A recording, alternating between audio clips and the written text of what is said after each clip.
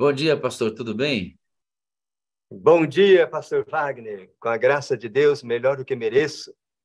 Amém. Que aperreio, né, pastor? Esse negócio de internet, posicionamento, acontece, viu? Hora que nos acalmamos, já passamos o vídeo, deu tudo certo. Eu vou fazer mais uma oração e vou deixar o senhor aqui com a mensagem desta manhã. Ah, ok. Eterno Deus, bondoso Pai, toma o pastor José Alves em tuas mãos, utiliza-o para a tua graça e que aquilo que ele vai transmitir para a gente agora e também no seu testemunho edifique nossa vida mais próximo de Jesus. No precioso nome dele que pedimos. Amém, amém e amém. Deus o use, viu, meu pastor? Amém. Louvado seja nosso Pai. Que alegria estar aqui com você, família mundial da Sala 57. Eu não sei se você vai ouvir, mas eu vou tentar aqui. Eu sou bem. Está travando? Eu sou bem leigo nisso aqui, mas vamos ver se eu consigo jogar aqui um som, pastor. Está ouvindo, amor? Pastor José Alves, Oi. o Zoom ele é muito ruim para essas questões de som, de música e tal. Então, geralmente não funciona mesmo, tá? Aham. Mas está ouvindo o som de uma trombeta? Dá para ouvir, pastor?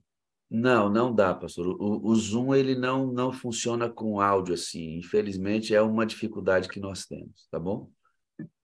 Então, não dá para ouvir aí a trombeta que o senhor Ah, gostaria. tá.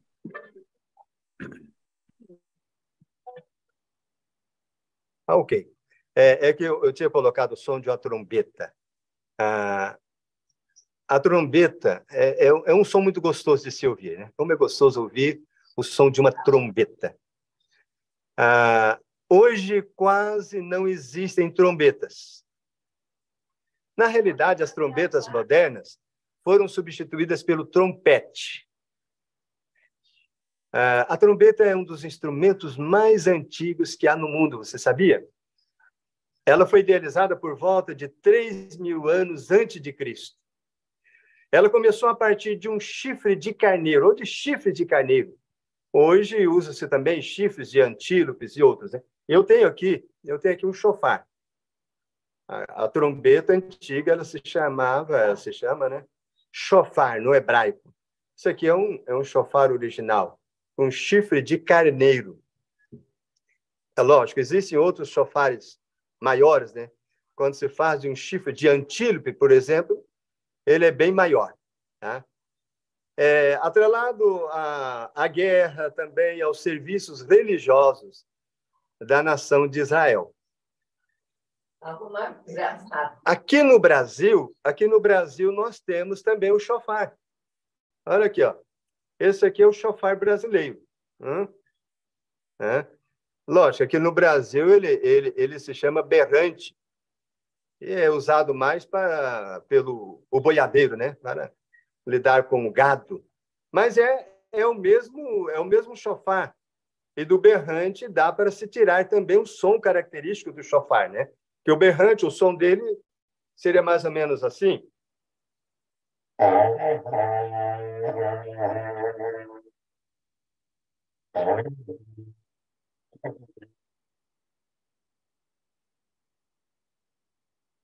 Não sei se deu para ouvir o som do berrante.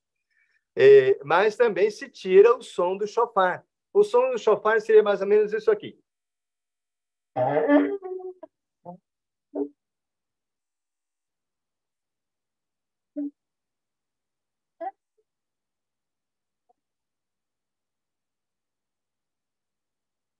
Mais ou menos o som do chofar. Muito utilizado nas reuniões militares e também nas reuniões religiosas do povo de Israel. Bom, com o passar do tempo, a trombeta foi sendo modernizada e já não era mais feita com chifres de carneiro. A modernização veio com trombetas de prata, que praticamente já ficou no passado também. Hoje existe o trompete. O trompete ele emite o mesmo som da trombeta. Na antiga Grécia, quando surgiram os Jogos Olímpicos, havia uma modalidade de esporte que era tocar trombetas. Ganhava a pessoa que tocasse, por exemplo, mais tempo, ou o som mais perfeito. Havia ali algumas regras dessa modalidade esportiva na antiga Grécia. Mas, na verdade, quem revolucionou essa modalidade chamada trombetas foram os romanos. Aliás, os romanos chegaram até a criar uma escola para ensinar a tocar trombetas. Só que essa escola não ensinava simplesmente tocar trombetas, mas ensinava uma nova linguagem, que eram os códigos da guerra. Os romanos chegaram a desenvolver 43 códigos de guerra apenas com o som da trombeta. Por exemplo, numa guerra,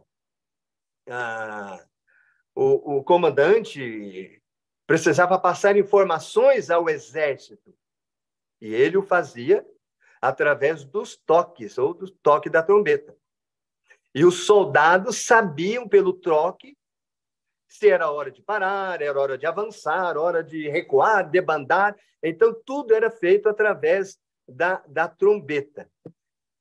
Imagine o exército num campo de batalha, num raio de 10 quilômetros.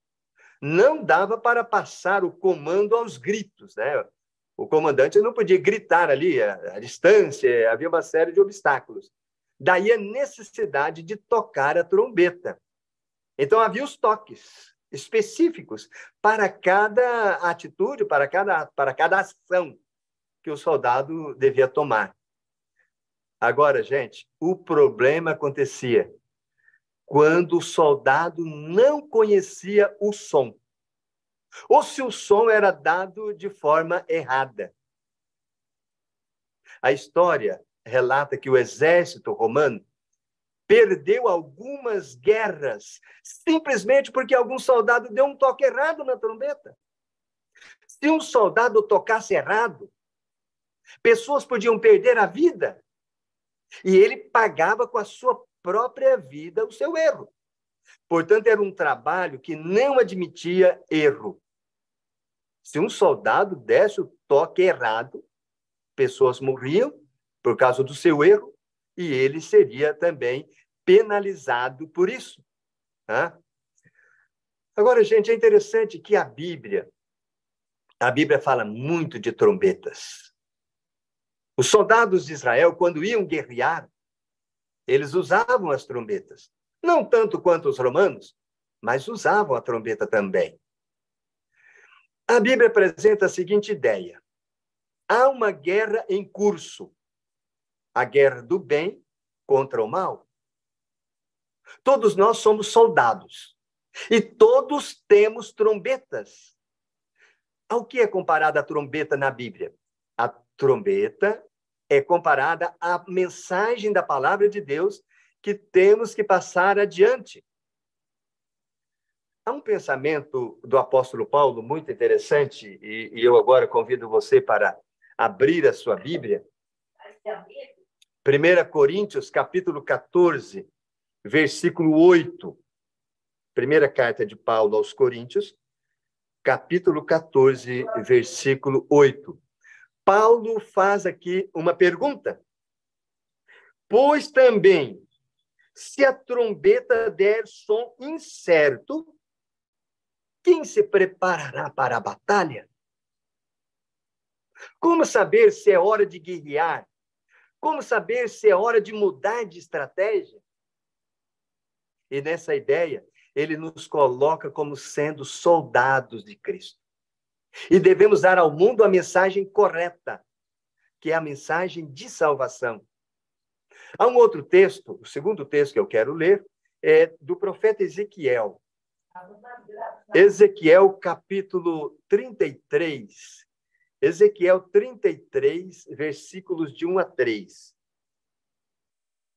Ezequiel, capítulo 33, os versículos de 1 a 3. Arrumar gravata depois. Eu já arrumei. Deixa eu comer. Veio a mim a palavra do Senhor dizendo: Filho do homem, fala aos filhos do teu povo, dizendo: quando eu fizer vir a espada sobre a terra, e o povo da terra tomar um homem dos seus termos, e o constituir por atalaia, e vendo ele que a espada vem sobre a terra, tocar a trombeta, avisar o povo, se aquele que ouvir o som da trombeta não se der por avisado, e vier a espada e o abater, o seu sangue será sobre a sua cabeça. Ele ouviu o som da trombeta e não se deu por avisado, o seu sangue será sobre ele, mas o que se dá por avisado salvará a sua vida. Mas se o atalaia vir que vem a espada e não tocar a trombeta, e não for avisado o povo, se a espada vier e abater uma vida dentre eles, este foi abatido na sua iniquidade, mas o seu sangue demandarei do atalaia. Eu não sei se você consegue, então, entender essa ideia, mas Deus diz assim ao profeta Ezequiel: ô Ezequiel, eu quero que você escolha um representante do povo para ser atalaia. O atalaia era um tipo de segurança, um tipo de vigia, de guarda. Normalmente ele ficava na parte mais alta da cidade, para que tivesse uma visão bem ampla. E ele podia ver tudo o que estava acontecendo em volta da cidade a longa distância. Quando ele via que um exército inimigo estava se aproximando, ele então tocava a trombeta, ele avisava para que os soldados se preparassem, para que as pessoas também, né, os habitantes da cidade, se colocassem em posição de proteção. Então, os soldados tinham que reconhecer esse toque e se preparar para a batalha iminente. Se o atalaia avisasse, os soldados não se preparassem, o atalaia não tinha nenhuma responsabilidade, pois ele cumprira fielmente a sua função. Mas, diz Ezequiel, se o atalaia visse o inimigo se aproximando e não tocasse a trombeta, ou, quem sabe, desse um tom errado, a nação fosse pega, desprevenida, o atalaia pagaria com a própria vida. Sabe, irmãos, tem surgido, vez ou outra, aí no meio do nosso embarcam inventos de doutrinas que surgem. E sai por aí dando toque errado na trombeta.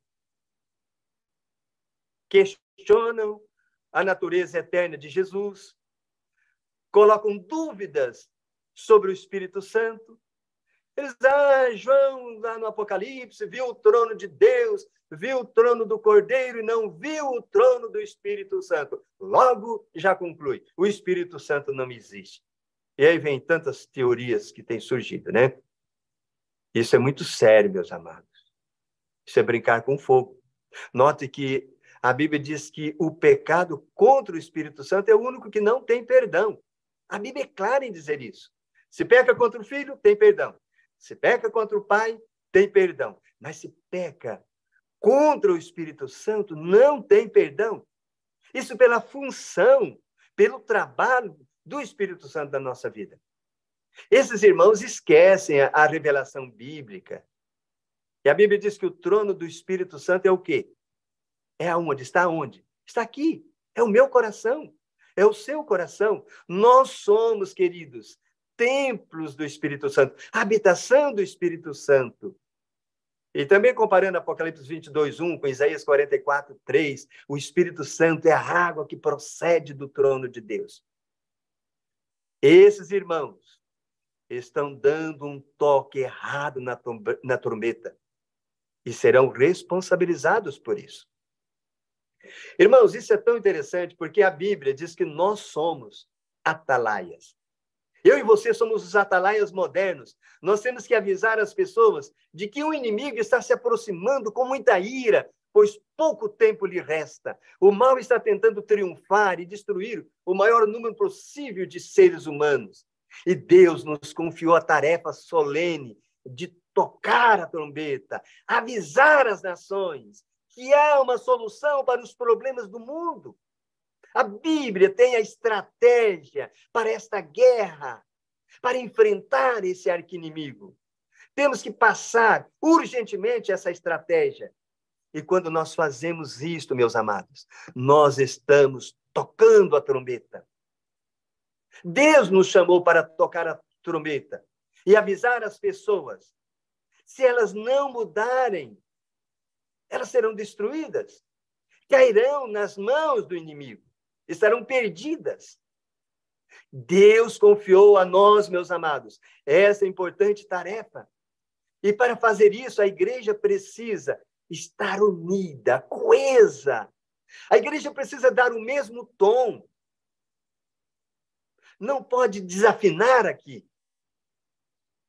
Todos juntos precisamos dar a mesma mensagem. E de forma urgente. Servos de Deus, a trombeta tocai, breve Jesus voltará. Essa é a mensagem. Ei, Jesus está voltando. É hora de tocar a trombeta. Eu não sei se você já parou para perceber que desde o ano 2000, cada ano acontece uma catástrofe, uma desgraça, uma tragédia. Todos os anos. Todos os anos acontece alguma coisa. E não é só no Brasil, é no mundo inteiro. Não há um lugar seguro mais para se viver nesse planeta. Reveja, por exemplo, as páginas da sua memória e recorde os acontecimentos dessa década. Na Europa, nunca nevou tanto como nos últimos anos. Na América do Norte, no Canadá, a mesma coisa. Na Ásia também tem sofrido com nevadas. Não é possível apagar de nossa memória o terremoto do Haiti, tsunami do Japão, as grandes queimadas. No Brasil, lembram? Aquelas enchentes, deslizamento, soterrando pessoas, casas, com as famílias. Até abalos sísmicos, já que se começou a sentir. Ainda não conseguimos, meus amados, enxugar as lágrimas pelas pessoas queridas que nós perdemos para a Covid. Há 45 anos, eu ouvi um sermão de um professor meu de teologia. Eu chamo esse de professor profeta. Ele dizia, em 1978, ele dizia o seguinte: se o mundo ainda durar meio século, eu vejo uma humanidade enlouquecida, correndo desesperada, tentando imunizar-se contra as pestes que assolarão esse planeta. E precisamente como esse professor pontuou, hoje nós temos. O coronavírus ainda não parou, temos algumas mutações circulando por aí, a variante Delta, Ômicron, Delta Cron, temos a dengue que continua ceifando vidas, Zika vírus, chikungunya, influenza, né, gripe aviária, gripe suína, H1N1, vaca louca, felizmente já extinto no Brasil desde 2021, hepatite B, hepatite C e tantas outras pestes. Estamos agora convivendo já com o retorno da febre amarela, da tuberculose, do sarampo, da poliomielite, sem contar, queridos, as gripes que circulam por aí, que é impossível imunizar-se contra todas. Há 45 anos, o meu professor, Valdemar Grisham, descreveu precisamente esse quadro. Há 45 anos atrás. Ele foi realmente um profeta. Amigos, a realidade é que a natureza está tentando nos dizer algo. Ela está gritando.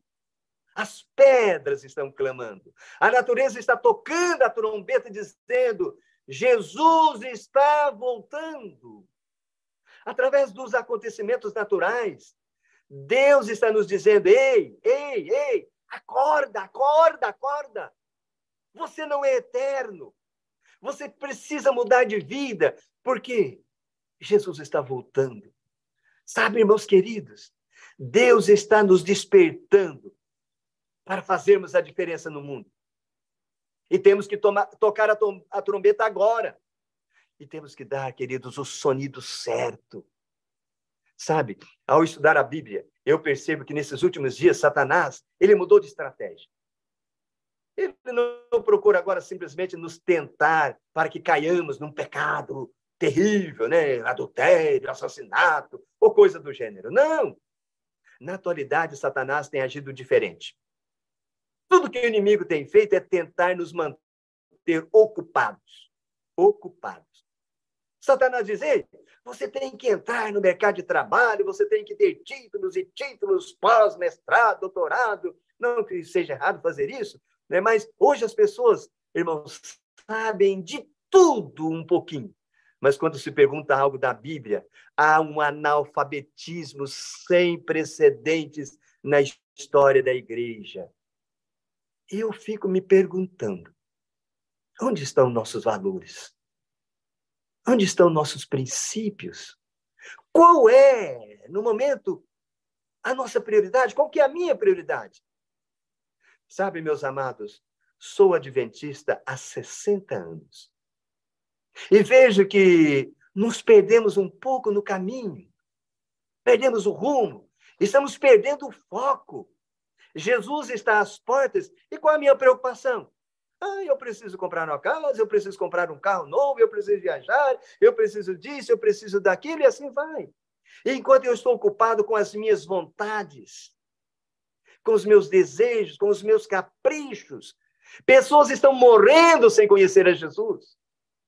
Ontem eu estava vindo de moto, ali de Timbó para Maringá, assim que eu passei de Ponta Grossa, há 2 minutos atrás, um companheiro motociclista tinha sido colhido por um automóvel. Ele estava lá, sem vida. Queridos, eu desci ali. Eu não sei quem era, estava coberto com um plástico preto. Eu não sei se era jovem, eu não sei se era solteiro, se era casado, se tinha filhos. Eu não conheço aquele moço. Mas, queridos, ali, naquele momento, eu desci da minha moto, eu fiquei olhando e eu chorei. Alguém. Eu disse, quem é essa pessoa? Será que alguém lhe falou de Jesus? Será que ele estava preparado? Meus queridos, pessoas estão sofrendo com problemas existenciais. Pessoas estão se suicidando, estão morrendo, sem saber que existe um remédio para o mal. A realidade é que o mundo está doente e nós temos o remédio para a doença do mundo. Nós temos a solução para o mundo. Nós podemos curar a doença do mundo porque a Bíblia apresenta o remédio, apresenta a solução. A Bíblia tem uma mensagem de esperança. E a pergunta que vos faço é, o que estamos fazendo com essa mensagem? O que estamos fazendo com aquilo que o Senhor nos confiou? Eu fico feliz em ver que o Espírito Santo tem chamado e tem preparado jovens para ir em missão a outros países. No início da nossa igreja, os Estados Unidos da América do Norte é que mandavam o maior número de missionários para o mundo. Começou com John Nevis Andrews. Mas hoje já não é mais os Estados Unidos. Qual é o país que atualmente manda mais missionários para os grandes desafios, como a Janela 1040? Sabe qual é o país? Sim, o Brasil. O Espírito Santo tem despertado nossos jovens para projetos como Um Ano em Missão e outros. Jovens, tranca a sua faculdade, o seu curso, e vai levar essa mensagem em outros países. Louvo a Deus por esse trabalho extraordinário. Alguns já têm perdido a vida, têm se dedicado com o sacrifício da própria vida para tocar essa trombeta. Há um texto da Emma White, em Ciência do Bom Viver, página 148. Preste atenção nesse texto. Ela diz o seguinte: a todos que se tornam participantes da sua graça, o Senhor indica uma obra em benefício dos outros. Cumpre-nos estar individualmente em nosso posto, dizendo, eis-me aqui, envia-me a mim. E o texto continua. Sobre o ministro da palavra, a enfermeira missionária, o médico cristão, o cristão individualmente, seja ele comerciante ou fazendeiro, profissional ou mecânico, sobre todos repousa a responsabilidade. É nossa obra revelar aos homens o evangelho da sua salvação. Toda empresa em que nos empenhemos deve ser um meio para esse fim. Veja bem, Ellen White trabalha com a seguinte ideia: tudo aquilo que eu tenho, tudo aquilo que eu sou, deve ser um meio para eu alcançar a minha missão. Se eu sou um professor, o meu curso de pedagogia deve me ajudar a cumprir a missão. Se eu sou um administrador, um advogado, um psicólogo, um engenheiro, toda a minha profissão deve ser um meio para eu alcançar a missão de Deus na Terra. Precisamos entender uma coisa, meus amados. Quando Deus nos dá um dom, Ele não dá o dom simplesmente para ganharmos dinheiro, ter uma vida mais regalada. Claro que não. No momento que Deus nos confiou um dom, Ele pensou na salvação de pessoas. Deus nos deu um dom, um talento, uma habilidade para salvarmos pessoas. Esse é o som da trombeta que Deus quer que toda a humanidade toque. Precisamos tocar a trombeta e assim nos importarmos com aquilo que Cristo mais se importa. E o que Cristo mais se importa são pessoas. Nós precisamos amar o que Cristo mais ama, e aquilo que Cristo mais ama são pessoas. Nós temos que amar as pessoas. Nós precisamos viver em prol das pessoas. Nós temos que viver em prol de uma missão. Porque se existe algo que Cristo quer fazer, é usar você para salvar esse mundo. Usar você para curar a doença do mundo. Sabe, enquanto eu estou falando aqui, há pessoas que estão se drogando, se prostituindo, estão chorando, estão se matando. Há pessoas que estão procurando a felicidade em dinheiro, em bens materiais, em tantas coisas, em valores irreais, em cisternas rotas. E eu e você sabemos o que é felicidade. E nós precisamos passar isso para essas pessoas. Porque se eu não o fizer, se você não fizer, nós seremos como atalaias que não tocou a trombeta. E Deus nos considerará culpados. A grande verdade é que Deus vai me cobrar pelas oportunidades que Ele me deu e eu as desperdicei. Se você teve a oportunidade de morar, por exemplo, em determinado lugar, Deus te levou a esse lugar, não simplesmente porque aquela casa era mais segura, mais bonita, melhor ou maior. Não, mas porque Deus sabia que ali existem pessoas que precisam de você, da sua mensagem. A mensagem que você conhece, que você pode transmitir. Se você orou a Deus para entrar numa faculdade e Deus abriu as portas, Deus não te levou àquela faculdade simplesmente para você ter um título. Claro que Ele também pensou nisso, mas Deus te colocou ali para que você pudesse salvar pessoas ali. Deus te colocou naquela empresa, não simplesmente porque o salário é alto, o salário é bom, mas Deus te colocou naquele lugar porque Ele sabe que através de você, vidas poderão ser transformadas ali. É assim que funciona, meu amado. Tudo que Deus faz tem um propósito. Deus quer usar você, o Espírito Santo quer usar você como um instrumento em suas mãos para salvar pessoas. Essa é uma mensagem recorrente na palavra de Deus. E a pergunta que eu faço a você nessa manhã é: como tem sido a sua vida, amigo? Irmão amado, você tem deixado Deus te usar? Você tem sido ferramenta nas mãos do Espírito Santo? Mas, pastor, eu não conheço muito da Bíblia. Não tem problema. O pouco que você conhece, perto de pessoas que nunca ouviram falar de Jesus, já é grande coisa. Mas, pastor, eu não tenho habilidade de falar. Moisés também não tinha. Nas mãos de Deus, todo mundo é útil. Pastor, eu não sei como fazer, eu não sei como começar. Faça o seguinte, comece orando. Se ofereça como ferramenta ao Espírito Santo e deixe o resto com ele. Comece orando intencionalmente pela conversão de pessoas. Ore e deixe ser guiado pelo Espírito Santo e ele vai te usar. Porque o que Deus mais precisa não são de pessoas que conheçam a Bíblia, do Gênesis ao Apocalipse. O que Deus mais precisa são de pessoas dispostas a servi-lo. Tem muita gente que conhece a Bíblia, mas não tem cumprido a missão. Para Deus, o mais importante é você olhar para ele e dizer: Senhor, Espírito Santo, eis-me aqui, usa-me. Senhor, eu estou aqui. Senhor, eu quero ser um instrumento em suas mãos. Eu quero cumprir a minha missão, a tua missão. A missão que o Senhor me designou. Eu quero me importar com aquilo que o Senhor mais se importa. Eu quero amar aquilo que o Senhor mais ama. Senhor, quero ser uma atalaia. Senhor, quero tocar a trombeta. Eu não posso terminar esse culto sem fazer um apelo para você. E esse apelo é para mim também. Eu quero fazer um apelo ao seu coração. Porque Jesus Cristo, nessa manhã, meu amado, minha amada, está te convidando para você fazer parte de um grande exército. E Deus está te convidando para você ser atalaia nesse exército. Os atalaias de Deus. Nessa manhã, o Senhor Jesus está te convidando para tocar a trombeta e fazer a diferença no seu bairro, na sua cidade, no seu estado, no seu país e, por que não, no mundo. Eu quero que você faça uma reflexão. O que você fez em 2022? Em 2023? O que você fará em 2024? Tem sido a mesma coisa de sempre? Nada mudou? O mesmismo? Então agora é hora de mudar. De começar ainda nesse ano uma nova vida para a honra e glória de Deus. Jesus está voltando, meu irmão.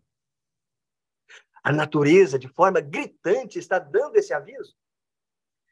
Eu tive um ancião quando eu era pastor em Maringá, um homem simples, mas um grande atalaia.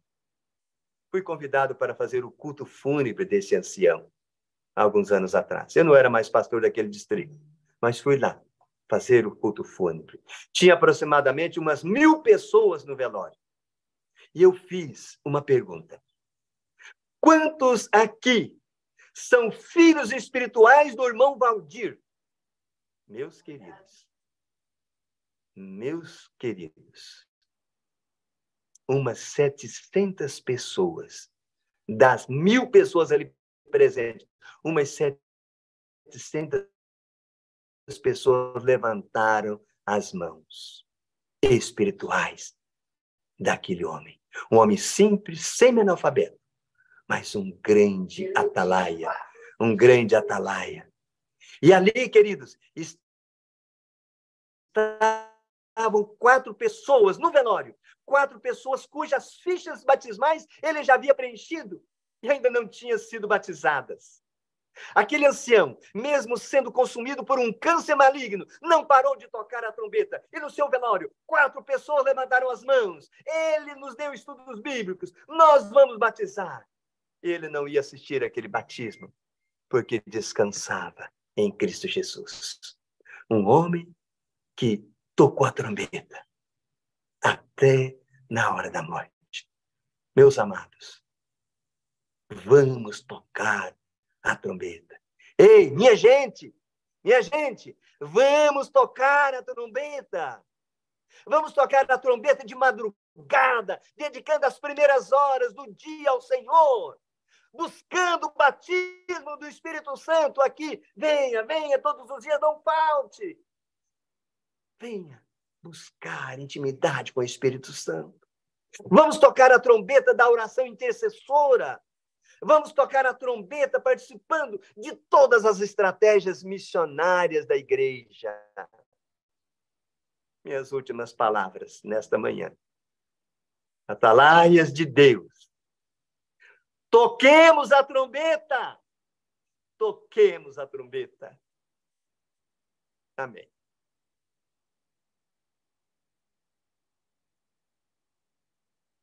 Pastor Wagner, conseguiu aquela música?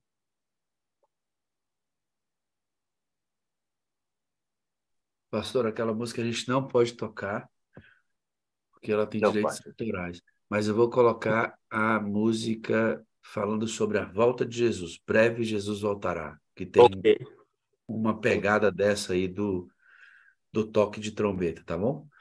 Ok. Então vamos ouvir aí, logo depois da música o senhor pode orar conosco. Vamos lá.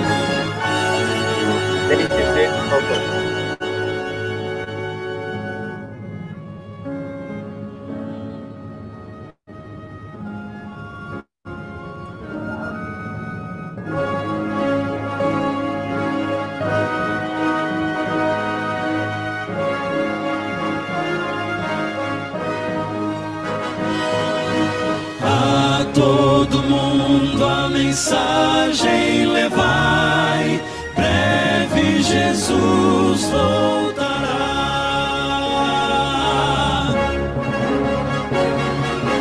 Breve virá, breve Jesus voltará. Nesse glorioso dia, o céu de repente se abrirá.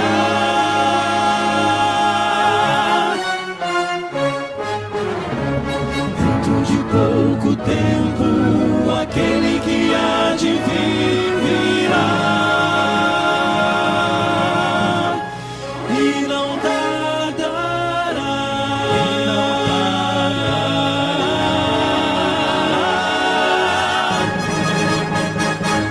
Ele virá.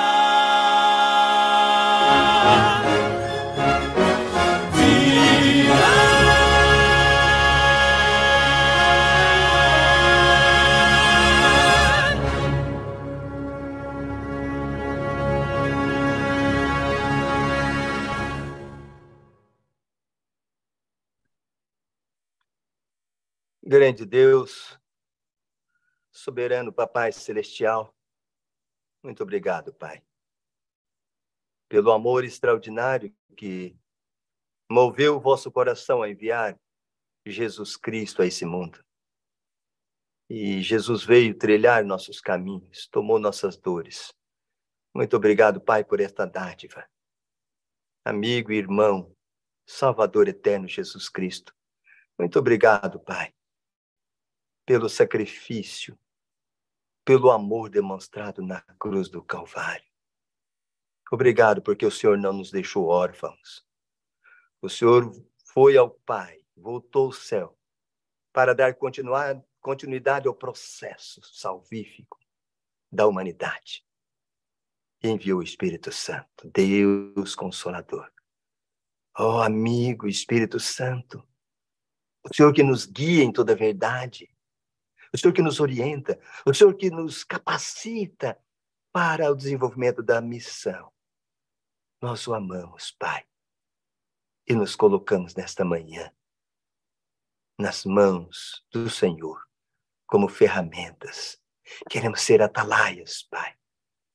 E que nesse momento, Pai, esta igreja espalhada pelo Brasil e outras partes do mundo, que ouviu a tua mensagem, que ouviu o teu apelo, possa se dispor, Pai, a tocar a trombeta e dizer ao mundo: breve Jesus voltará. Usa-nos, Senhor, para a tua missão. Usa-nos como atalaias. Usa-nos, Senhor, para dar o sonido certo, para dar o tom preciso que o mundo necessita. Nós oramos, Pai, e o fazemos agradecidos e em nome de Jesus. Amém, Senhor. Amém. Eita, pastor, que bênção, né? Que Amém. bênção. É lindo, viu, amigo? Vê-lo com essa fé, disposição, né? Firme na crença da iminente volta de Jesus. É a nossa base, né, pastor? É a nossa base, né? Não tem outra. Nossa esperança, né, pastor? Nossa Esperança precisa ser renovada todo dia. A gente precisa. Por isso, nós vamos fazer aqui o mês da Bíblia, para a gente renovar nossa esperança, rever conceitualmente nossas crenças e renovar a nossa fé na Bíblia, né? Na palavra de Deus como a comandante, aquela bússola que nos orienta, claro, mediante o recebimento do Espírito Santo, para que a própria leitura da Bíblia tenha sentido. O senhor tem um testemunho, pastor, muito interessante. Menino da roça, criado pelo pai, que sofreu demais com a morte do pai, mas que foi salvo por Jesus Cristo. Em uma conferência, quando se ouviu sobre uma mensagem importante sobre a verdade sobre a morte, que acontece conosco quando morremos, e esta verdade salvou a vida do senhor, né? Sim, Mas o senhor foi criado no Mato Grosso do Sul. O senhor teve 2 irmãos, são 3 irmãos na família, e o senhor foi adotado, Nossa. foi adotado Uhum. pelo seu pai para que o senhor fosse companheiro dele ali, nessa jornada, né? Então, o senhor teve uma E relação muito importante com seu pai, né, pastor? é verdade, pastor, porque por ser o primeiro filho homem, tiveram 2 meninas antes, né? Eu fui o terceiro e o terceiro foi homem. E meu pai diz, agora eu tenho um companheiro. E eu lembro, pastor, com 2 anos, eu lembro, a minha mãe dizia, né, que com 2 anos, meu pai me colocava no carro de boi, ele fazia ali um bercinho, levava uma madeira, tudo, e ele ia para a roça, transportar milho, arroz, aquele trabalho bruto, e lá vai aquela criança, né? Mas ele ficou empolgado, ele queria ficar sempre com o filho ali, né? Ensinar os trabalhos, a lidar com gado, a trabalhar na roça. Então, a partir dos 2 anos de idade, eu praticamente não convivi com a minha mãe, porque meu pai ficava um mês fora, depois vinha, ficava 2, 3, 4 dias em casa e saía novamente. Então, meu pai era meu referencial. Bom dia, irmã Janete, tudo bem? Bom dia. Eu vi a senhora aí auxiliando o seu menininho. Fala mais alto, arruma a gravata, é muito importante. Eu fiquei prestando atenção que a senhora comanda essa área aí. Que bom, É né? assim. Esse companheirismo é muito lindo isso, né? Glória a Deus, o exemplo de vocês é uma bênção. E o seu pai dizia para o senhor assim, ó, homem de verdade atira numa mosca, como é que é o negócio dele lá, pastor? Ele dizia, filho, o pai quer que você seja um homem de verdade. E, para ser homem de verdade, você tem que fazer 4 coisas. Ele me falar as 4 fases, né, pastor, da sala, né? Mas o meu pai dizia o seguinte: homem de verdade atira numa mosca, ou seja, tem que atirar com precisão. Homem de verdade bebe cachaça sem fazer careta. Homem de verdade tem que fumar cigarro só de fumo bom. Para pegar qualquer fumo picareta por aí, não. E homem de verdade, ele monta em cavalo bravo. Domador, domava cavalo, então ele admirava isso aí, né? Então eu pensei, eu tenho que ser homem de verdade. E aí comecei a pensar na prática desses conselhos. E por Ele isso eu foi. aprendi cedo na vida, pastor. Cedo na vida eu aprendi a beber cachaça e fumar. Olha que coisa, O não, senhor pastor? imagina que com 6 anos eu bebi 6 garrafas de cerveja num dia. Com 6 anos de idade, pastor. 6 anos de O idade. senhor ficou bêbado aos Eu 6 anos de bebia, idade, né? pastor, eu bebia cachaça. Havia uma pinga na minha época, ela chamava tatuzinha, havia um tatu assim na coisa. Era pinga bruta mesmo. Pastor, eu bebia aquilo ali, descia a garganta abaixo e tentava não fazer careta, né? Porque aquele ali descia queimando. O senhor imitava seu pai e o seu pai vai morrer por conta da bebida, né, pastor? Por conta da bebida. Meu pai faleceu com 59 anos, vítima de cirrose hepática, né? E quando meu pai morreu, pastor, realmente desabou meu mundo. Eu não tinha intimidade com minha mãe. Meu pai era meu referencial. O que eu vou fazer no mundo? Eu tinha os ensinamentos do meu pai, o seguinte: a pessoa morre, se ele é bonzinho, ele vai para o céu. Companhia de Deus, dos anjos, dos santos. Eu disse, meu pai está no céu. E eu não quero ficar sem meu pai. Então, eu tenho que morrer. Por conta disso, então, eu tentei 2 vezes o suicídio. Né? E, felizmente, não consegui, né? Fracassei. Mas o meu desejo era morrer mesmo para encontrar o meu pai. A O força. primeiro, a minha esposa diz, conta como, né? Eu não quero ensinar ninguém, né, aqui, então eu não tô nem vou falar como eu tentei. Isso não é bom, pastor, porque pode ser que alguém queira imitar e as pessoas que estão com Imitar, esses então não vou nem problemas, falar. eles realmente buscam ideias. Mas o mais importante aqui, pastor, é a gente avaliar a importância da influência do pai e também da mãe na formação do caráter dos filhos. Aquilo que a gente diz para eles, muito embora o tempo seja muito diferente da época em que o pastor era uma criança, nessa época havia uma relação ainda muito mais poderosa entre os filhos e os pais. Hoje está sendo diluído isso, infelizmente, essa autoridade, É esta verdade. referência está sendo diminuída, mas pai e mãe, nós do meio cristão, cremos no sacerdócio, diferentemente do mundo. Prestem atenção, queridos, aquilo que nós fazemos determina muito o comportamento dos nossos filhos. Nós que É verdade. cremos no sacerdócio, numa família cristã temente a Deus em torno de um altar, em que o marido prepara a esposa para o encontro com Jesus e sua família, numa autoridade sacerdotal, a influência do pai e da mãe é poderosa sobre o filho, a filha, os filhos ali. Você vê, né? Começa a beber e fumar porque quer imitar o pai. E a relação é tão forte que, quando ele perde o pai, ele deseja morrer, porque dentro da sua crença religiosa, poderia estar também com seu pai. Tenta 2 vezes suicídio, graças a Deus não conseguiu. Pastor Wagner, é, eu não tive a alegria de velar meu pai. Eu vim pela primeira vez na cidade, né? Aliás, eu não queria ir à cidade. Meu pai disse: não, você vai para você aprender a casa da sua tia. Depois eu vou para fazer tratamento e você vai me levar. Meu pai sabia que ele ia morrer. E ele me conhecia, e eu ia sofrer muito. Então, eu fui para a cidade, e nesse período meu pai morreu. Quando eu cheguei, meu pai já tinha sido enterrado, já fazia alguns dias. Então, senhor, veja só, quando eu cheguei em casa, a primeira coisa que eu fui procurar foi a arma de fogo do meu pai. Meu pensamento era o suicídio com aquela arma de fogo. É interessante, entrar em casa, pastor, a única coisa que roubaram de casa foi a arma de fogo. Então, eu comecei já a ver a providência de Deus.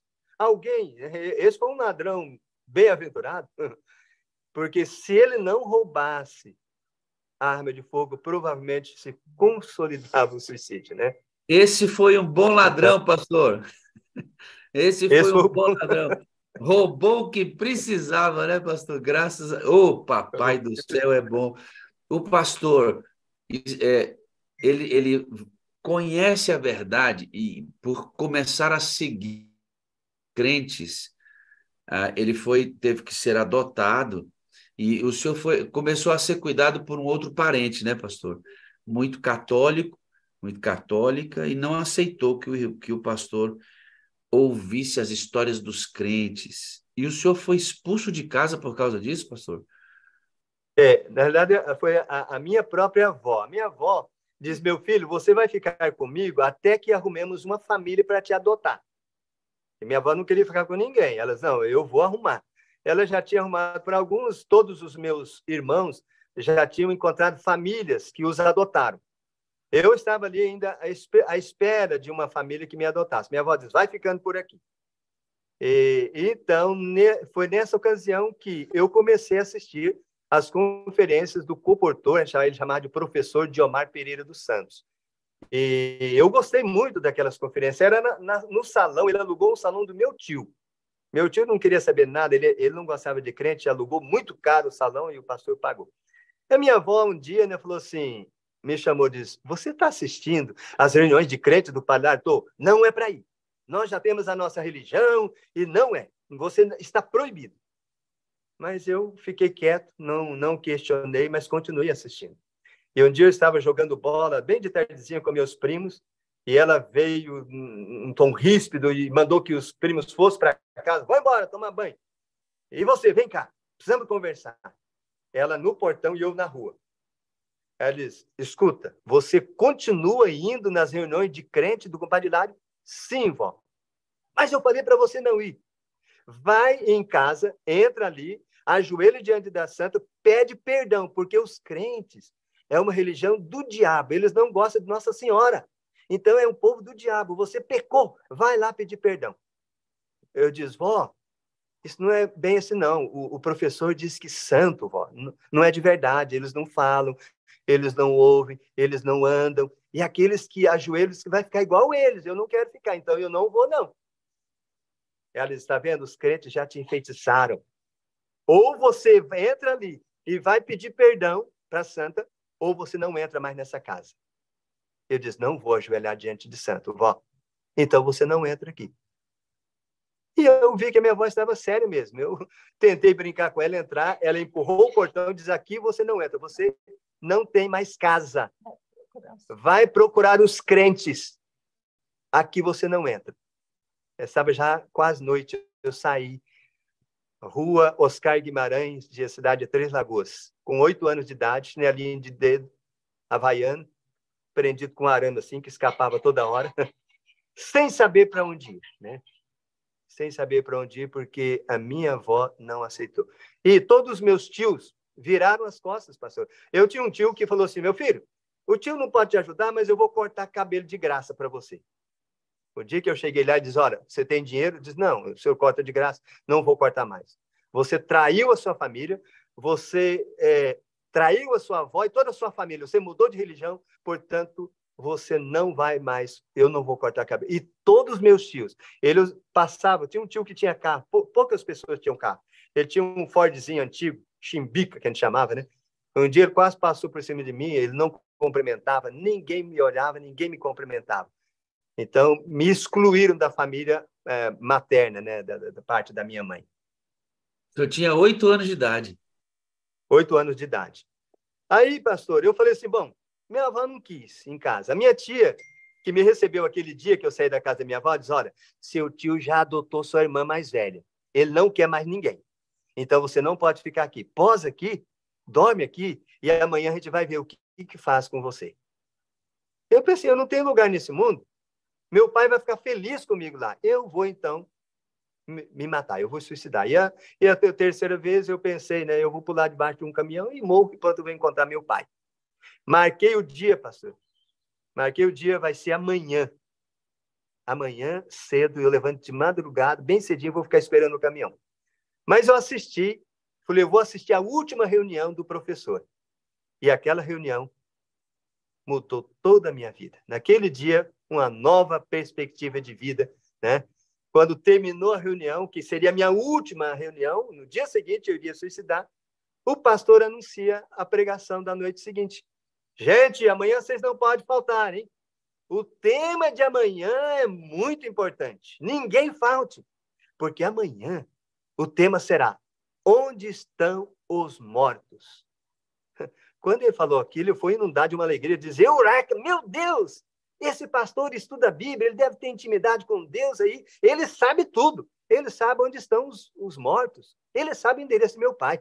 Ah, não, eu vou, que o suicídio, que a morte, não sabe o suicídio, que a morte fica espere, né? Eu deixo para outro dia, mas eu não vou perder essa reunião.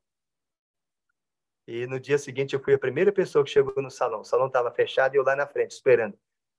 Tinha umas historinhas do SEI, Centro Educacional do Estado. Eu não queria saber de historinha. Eu gostava, mas eu queria saber o endereço do meu pai. Onde estão os mortos?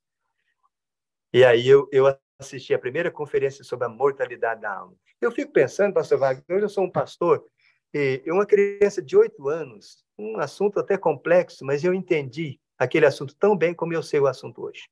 Tudo, todas as nuances, todas as volta de Cristo, né? Aonde vão os mortos, né? A ressurreição, tudo, entendi plenamente. E naquele dia, baniu-se a ideia de suicídio. Ali começou, então, uma nova vida. 2 anos depois, 1966, dia 25 de junho, 4 graus, um tanque que não tinha aquecimento nenhum, gelado. Fui batizado pelo pastor Wesley Brevins, cantor Arauto do Rei. Ele foi barítono do Arauto do Rei, né? Ele que me batizou. Pastor Wesley Brevins, ele tremia como vara verde, né? Aquela água gélida, mas eu não sentia, pastor. A água para mim estava quente. E o pessoal dizia, menino, desejo do batismo, está muito frio, não aquecer o tanque, deixa para outro dia. Deixa para o batismo da primavera. Eu disse, é hoje que eu quero batizar. E aí desci as águas batismais no dia 25 de junho de 1966. E aí começou a nova vida. Pastor, deixa eu dizer uma coisa para o senhor, que é assim, eu ficaria ouvindo o senhor falar por muito tempo, porque o senhor tem um jeito de contar história muito bom, pastor. Eu estava ouvindo o primeiro áudio que o senhor mandou para mim. Se o senhor narrar livros e histórias, é É muito legal. O senhor torna vivo o processo. Que legal isso. Gosto muito disso. Agora, uma coisa eu quero fazer uma observação aqui, pastor. Muito embora nós aqui saibamos, e com muito respeito aos irmãos católicos, que de fato os santos não falam, eles não veem, eles não ouvem, e a Bíblia diz que aqueles que o adoram se tornam parecidos com eles, porque aquilo que nós contemplamos, nós nos tornamos a imagem dessa contemplação. Evidentemente, nós, pela palavra de Deus, não podemos crer dessa maneira e respeitamos a fé dos nossos irmãos. Mas, pastor, eu gostaria muito, muito que nós tivéssemos a sacracidade que eles têm pelos santos, É que nós verdade, não é verdade. acreditemos, por aquilo que também nós consideramos sagrado. Né? Eu gostaria muito que nossa fé fosse assim, radical, no sentido de não abrir mão dos princípios quando eles são princípios verdadeiros da palavra de Deus. O que a gente tem visto, pastor, infelizmente, com o passar do tempo, é que muitos cristãos estão cedendo à pressão do mundo e vendendo a sua fé, negociando a santidade daquilo que Deus diz, olha, aqui não tem negócio, é santo e ponto final. E um dos aspectos que eu gostaria de salientar aqui é a observância do Santo Sábado do Senhor. E, infelizmente, nós temos uma grande quantidade de pessoas que talvez não estejam levando a sério. Isso aqui não. Depois do pôr do sol, não. Aqui a gente não conversa isso, a gente não fala isso, a gente não vê isso, a gente não ouve. Essas coisas estão perdendo o seu significado. Eu estava em uma reunião, certo? Tomando esse ponto como referência da transição do nosso testemunho agora mesmo, que eu vou falar do que aconteceu com o senhor, é extraordinário. E aí, eu estava no almoço, junto à panela da igreja, como a gente gosta de fazer, e aí havia muitas pessoas ali, e um adulto e um juvenil, pré-adolescente, conversando, e o assunto do almoço de sábado era futebol. E o adulto falava sobre o time, falava sobre a qualidade do time, e o juvenil falava sobre o jogador, sobre o posicionamento que deveria jogar, que gostava, que quando começou a jogar futebol, primeiro começou aqui, depois transitou para ali, e hoje... E eu vendo aquele assunto, ouvindo aquele assunto, sábado à tarde, abertamente, no almoço da igreja, eu fiquei pensando, Senhor, e a santidade do sábado? Infelizmente, conversamos sobre tudo, falamos sobre tudo, vemos tudo no celular.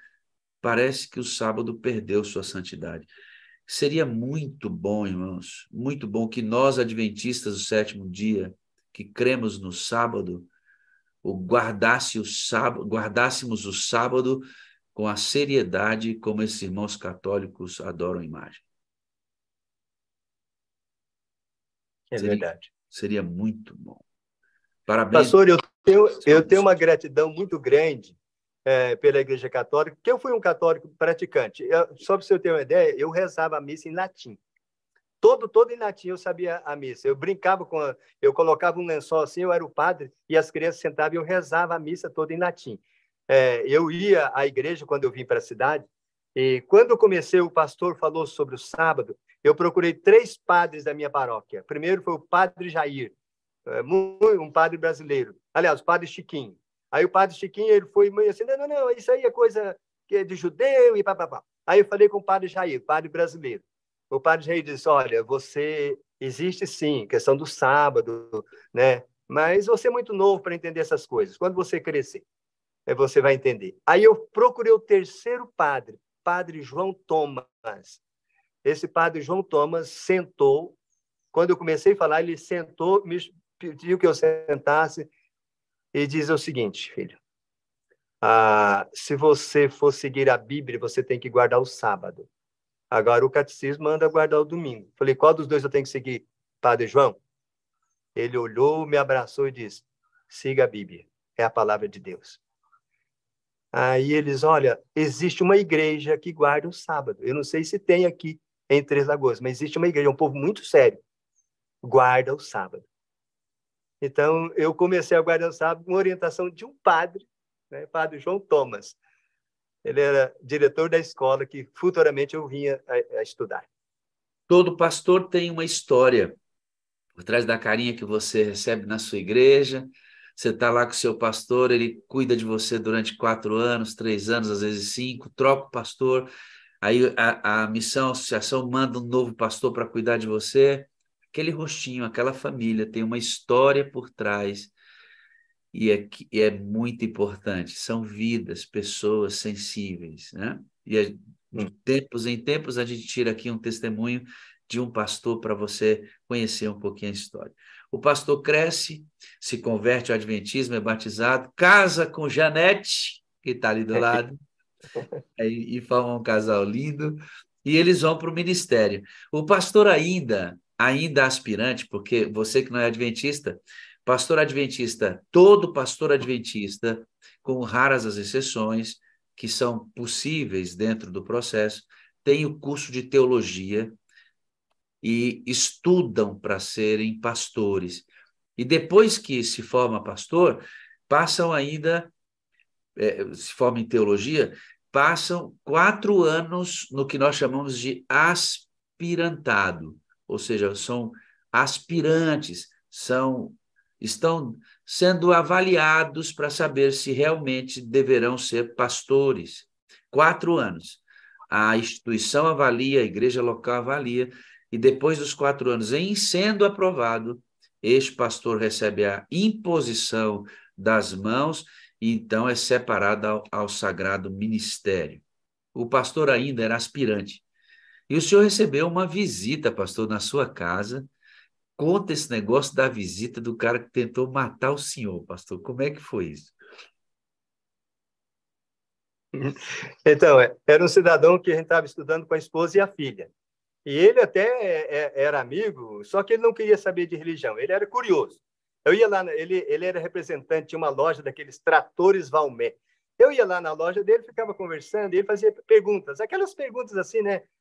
Mais especulativas, né? Quem é o pai de Deus? Quem casou Caim e tal? E aí, a gente tinha esse relacionamento, mas ele não ia na igreja, não queria saber. Era um homem muito perigoso, um homem que tinha coleções de armas, um homem que já tinha tido uma vida muito violenta, né? Mas a gente orando para a conversão dele. E um dia esse cidadão chega em casa chutando o portão, chutando a porta com um revólver na cintura e diz: hoje você vai morrer para deixar de pregar mentiras. E eu tentei, mas o que é isso? É brincadeira? Ele escala a boca e foi me empurrou no sofá. Eu caí sentado no sofá e ele ali com o dedo em riste me xingava e diz: você vai morrer agora, né? Para você nunca mais pregar mentiras. A minha esposa, que estava aprontando as crianças para um casamento que eu iria fazer na cidade de Miranda, veio correndo. O que foi, né? O senhor, ele chama Hamilton, né? Já faleceu. O que foi, seu Hamilton? Nós somos amigos. A senhora cala a boca. A senhora vai ficar viúva e seus filhos vão ficar órfãos de pai. Se a senhora falar muito, tem uma bala para a senhora. Mas isso é brincadeira? Eu falei: não, é sério. A senhora fica de lado, que aqui é questão de homem. E seu marido vai morrer hoje. Pastor, ele ficou ali mais de 1 hora, né? Ele me ameaçando, só que a hora que ele falou tudo o que tinha que falar, diz: agora você vai morrer. Mandou a mão no couro do revólver. O revólver não saiu da cintura dele. 3 vezes ele tentava arrancar e não saía. Eu entendi que Deus tinha resolvido me livrar em pé, né? E a Janete orando, igual assim, aquela fervor pentecostal. Ela orava alto. E ele mandava aquela boca: cala a boca, senão eu te mato. E ela não parava, né, era ajoelhando ali, orava alto, né? E aí ele então se afastou um pouquinho, e eu levantei e criei coragem, né, de falar, porque fui tomado de surpresa, a gente perde totalmente né? Aí eu disse: cidadão, o senhor está me ameaçando, está armado, sai, eu vou chamar a polícia. Aí ele saiu gritando, cantando pneu, e disse que voltaria para terminar o serviço, porque ele não conseguiu me matar porque eu tinha um diabo no couro, o diabo me protegeu, né? Mas que ele ia fazer um trabalho lá que ia me libertar e vinha me matar. Irmã Janete, a senhora se jogou no chão e começou a orar, irmã Janete? Sim, pastor. Com 4 filhos, hein? Ficar viúva, pastor, 4 filhos, tudo pequenininho. A senhora pensou, vou perder meu marido, vou nada. Caiu de joelho e começou a orar em voz alta. Que maravilha. Verdade. Rapaz, e quantos anos o senhor tinha de ministério já, pastor? Pastor, eu estava no último ano de aspirantado, né? 4 anos de ministério. Não tinha 4 filhos. Rapaz, imagina, hein, pastor Jairo? Deixa eu ver aqui agora quantos pastores tem com a gente aqui, pastor. Espera aí. Pastor José, pastor Delmar, Fagundes, Jairo, Luiz do Espírito Santo, pastor Abdoral, Arão, Flávio Borges, Gilberto Ludogério, Gilson, pastor José Carlos, Paulo Queiroz, Elias Martins, pastor José Milhomes, meu amigo, pense no 4º ano do processo do aspirantado, sofreu uma ameaça dessa. O tempo passou, ele foi embora, sumiu. 10 anos depois, o senhor vai, mais ou menos 10 anos depois, o senhor vai receber uma ligação, pastor. Fala aí da ligação para a gente. Eu estava fazendo o pôr do sol, né, em casa, lá na cidade de Maringá. Eu era pastor da Igreja do Jardim Alvorada. Toca o telefone. Eu, geralmente, tiro o telefone na hora do culto. Aquele dia não tirei. E aí tocou, né? Eu falei, não vamos atender. Mas alguma coisa, eu falei, não, vou atender. Esperamos um pouquinho ali, lá, a voz. Pastor José Alves disse, sim. O senhor sabe quem está falando? Diz, não sei. É alguém do Mato Grosso do Sul. Eles, eu tenho muitos amigos no Mato Grosso do Sul. Mas eu não fui precisamente o seu amigo. Eu fiz o senhor sofrer muito. E aí eu entendi, ouvi, lembrei da voz, né? Eu falei, puxa, o cidadão me encontrou. Eu falei, que posso servir o senhor? Ele disse, pastor, eu estou telefonando para pedir perdão para o senhor. Um dia eu fui na sua casa para te matar. Eu não te matei por causa daquela sua esposa que ajoelhou e ficava orando. E hoje eu entendo que Deus não deixou te matar por causa dela. Mas eu quero pedir perdão e eu gostaria que o senhor viesse no Mato Grosso do Sul para fazer o meu batismo. Eu quero tornar membro da Igreja Adventista, eu quero que o senhor me batize. Se tornou o melhor amigo, pastor. Quando eu ia no Mato Grosso do Sul, que não ia na casa do seu Hamilton, ele chorava, ele me telefonava, pastor, o que foi, pastor? O senhor está com raiva de mim? Ficou aquele amigo especial, né? E a gente ia lá e ele sempre tinha aquela alegria, tocava violino, né? Ele tocava ali, cantava, e me abraçava e chorava. Não acredito que eu quase te matei. Falei, seu Hamilton, o senhor não matou, eu estou aqui, né? Infelizmente, perdi esse meu irmão agora, acho que em 2018, para ele faleceu, né? Mas um grande amigo meu lá no Mato Grosso do Sul. Pastor José Alves, abrace a irmã Janete, que ela salvou a vida do senhor, pastor. Dá um abraço e beija essa mulher aí, meu pastor, porque ela salvou sua vida com a oração. A oração salva vidas, irmãos. Olha que beleza, né? Que coisa, né? Que história vibrante, né? Pastor, nessa mesma cidade, eu tinha um carro velho, chamado Corcel 2, eu estava vindo do culto, 2 crianças atrás, uma criança neném no colo da Janete, e o Corcel 2 estava sem lenta. Então, você tirou o pé da embreagem, o carro morria. Eu estava atravessando o trilho de trem, e bem em cima o carro morreu. Quando o carro morreu, eu tentei dar a partida, e ficou assim, ó, e não dava a partida. Eu olhei à minha esquerda, um potente farol, né, e um barulho excomunal, né, e um apito ensurdecedor. O trem estava passando numa velocidade e ele não podia frear. E eu falei, meu Deus, vamos morrer. Dava para a gente pular fora do carro e salvar a vida. Mas e as crianças? Eu vou deixar os 2 filhos dormindo lá, né? E então, naquele momento, quando eu vi o trem já em cima, eu simplesmente encostei a minha cabeça no volante e disse, Senhor, salva-nos. Não tinha tempo de outra coisa, pastor. O carro, sem ligar nada, o carro simplesmente deslizou. A roda subiu, porque era alto o trilho acima do chão, né, do asfalto. A roda de trás subiu, sem que ninguém empurrasse. Aliás, um anjo, né? E foi deslizando. Quando o trem passou, pastor, o carro balançou, sabe? Foi tão forte assim, aquele impacto do balanço que o meu filho acordou na hora, né? Ali. Mas a questão, acho que de centímetros, pastor. Nós não seríamos colhidos pelo trem e ali seria o final. Então, logo depois que aquele senhor foi ali para me matar, aconteceu esse incidente. Então, eu vi assim, parece que é uma tentativa do inimigo de silenciar, né, nossa voz.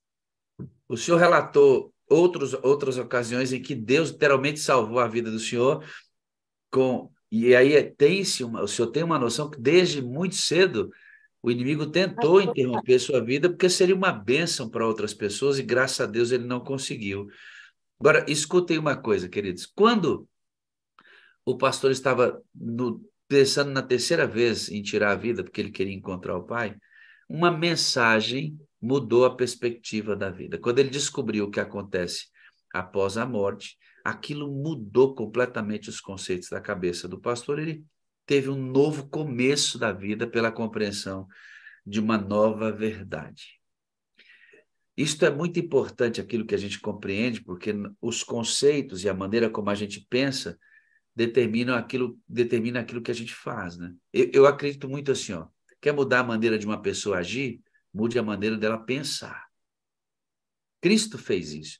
Por isso, Cristo trouxe os seus discípulos para próximo dele e disse: vou mudar a maneira que vocês pensam a vida com o meu Pai, através do meu exemplo. Discipulado do mais fino, tudo para mudar a maneira como eles pensavam. Veja o resultado. Todos eles, a não ser Judas, que infelizmente morreu como morreu, o restante morreu servindo a Cristo, porque as ideias foram renovadas. O senhor orava por uma sobrinha do senhor que precisava da intercessão, estava com Covid naquele período, era pandemia, e o senhor queria que ela encontrasse Jesus Cristo no sentido pleno da religião. E o senhor começou a orar por ela, e foi nesse contexto que o senhor conheceu a sala. Achei muito interessante com que olhos o senhor entrou nessa sala, pastor. Achei muito interessante. Vai. Então, essa minha sobrinha é a Alexandra. A Janete disse que provavelmente ela está assistindo, né? Ela está, né? Ela está na sala, a Alexandra está ouvindo. Então, a Alexandra estava no estado de Goiás. Ela mora em Cuiabá, Mato Grosso do Norte, né? Alexandra Paula, né? Hã? Alexandra Paula. Isso. Isso. Lá de Cuiabá. Bom dia, Alexandra. Isso. Ela está aqui, seja muito bem-vinda, que Deus te abençoe, viu? Se você quiser abrir aí a sua câmera, eu posso trazer você para que os irmãos também conheçam. Pode continuar, pastor. Então, aí, essa minha sobrinha, a gente estava orando intencionalmente, né, para a conversão dela. Ela estava numa outra religião, mas muito assim, praticante, né? Minha esposa conversava, a gente admirava, porque ela abraçou aquela religião de coração, e ela não é só assim, para ir à igreja, ela praticava, né? Então, eu estava orando. Nesta ocasião, ela começou, eu estava orando agora por ela, para o negócio da Covid ali, né? E ela falava muito dessa questão de sala 57, pastor Wagner, sala 57.